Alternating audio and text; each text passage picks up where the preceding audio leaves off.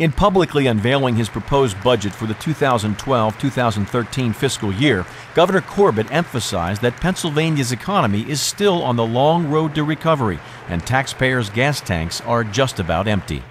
State government has less revenue because our citizens have less for themselves. We can't ask people to travel the road to recovery and then turn around and add to the burden they must carry along the way.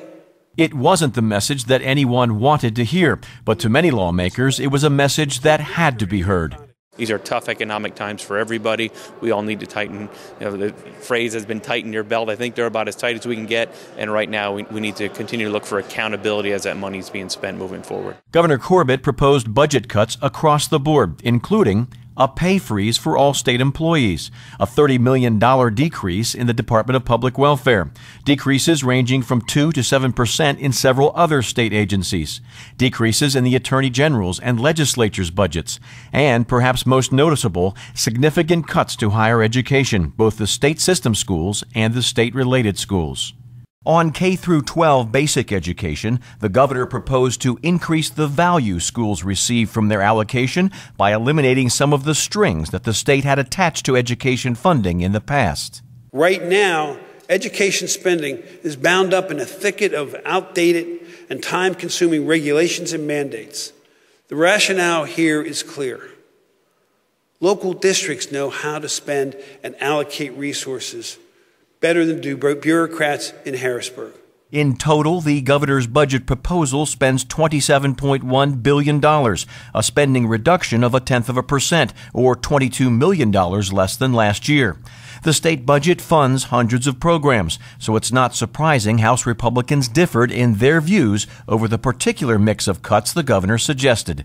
He made it clear he's going to work with the legislature, House and Senate, and as a member of Appropriations Committee, I'm looking forward to working with him on the various line items, because there's a lot of needs in Pennsylvania, and I, like he, believe we can meet them with the money we have. Obviously, the higher education's cut a little bit. I think that's what the concern will be, but our community colleges cut just a tiny bit, about 3 or 4%.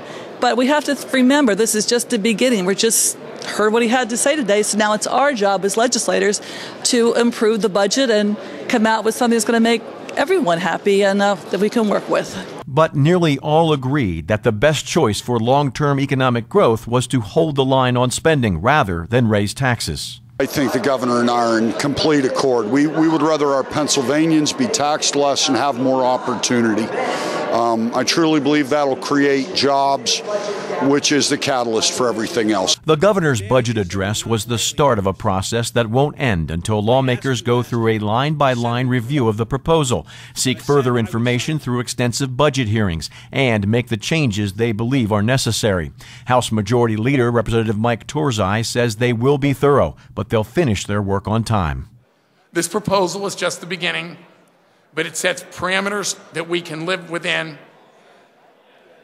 No tax increases, no reckless borrowing, and responsible spending of the $27.1 billion in taxes that we collect from families and businesses throughout this Commonwealth.